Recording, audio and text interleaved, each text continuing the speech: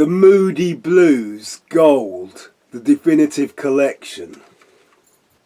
I have always feared that when I got old I would like dressing in beige and listening to the Moody Blues. At the age of 67 I think the latter may have happened to some degree. When I was at school there was one truly uncool kid in the class. He carried a briefcase while I carried a gas mask case. He revered cricketers the way I revered Hendrix and The Who. And he liked the Moody Blues. And that was because his parents had all their records.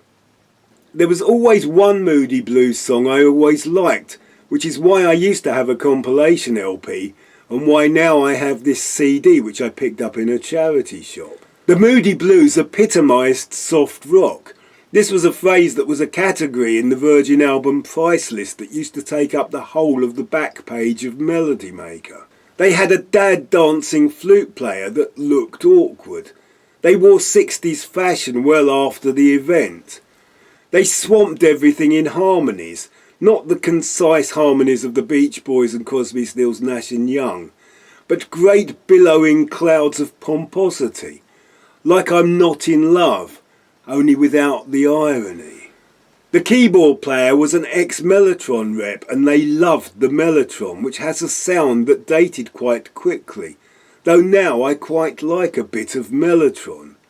It has a massive, powerful sound that has never been effectively synthesised. This album features the second version of the Moody Blues starting in the late 60s. The first version had a hit with the single Go Now, sung by Denny Laine, later of Wings. Denny Laine left and was replaced by Justin Hayward. This version of the band released the album Days of Future Past in 1967, and I was surprised that I did not hate the first track on this album, which is Tuesday Afternoon. To maintain my good mood, I skipped the next track, which was Nights in White Satin, a song I do not need or ever want to hear again. Then we get the slightly rocky Ride My Seesaw, a song I have always been okay with. The next song is Legend of a Mind and is a song I used to hate. It is about the LSD guru Timothy Leary.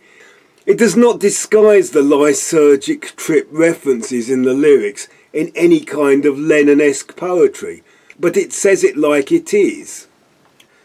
I am mostly familiar with the shorter edit and I found myself quite liking this extended version.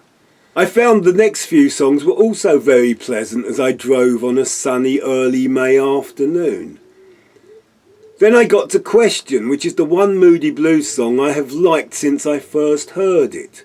The I'm looking for someone line has moved me all my adolescent and adult life. After that I expected it all to be over for me, but no, on came the song Story of Our Lives.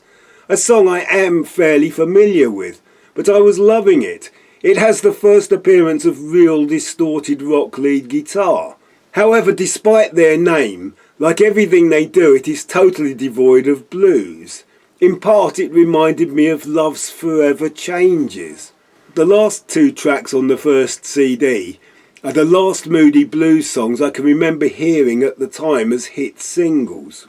Isn't Life Strange is memorable if only for the annoying repeat of the last syllable of the title. And I'm Just a Singer in a Rock and Roll Band is typical of them in that it could have been a great track if they'd given it a bit more energy and turned up the guitars.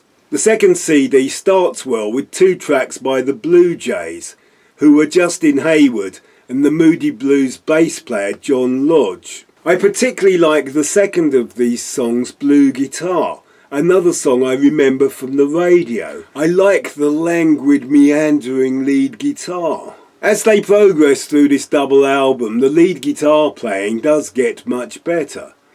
There is also the Justin Hayward song Forever Autumn, which I skipped, obviously. Justin Hayward's voice often offends me with its exceptional inoffensiveness. The rest of the CD is more of the same, only less inspired.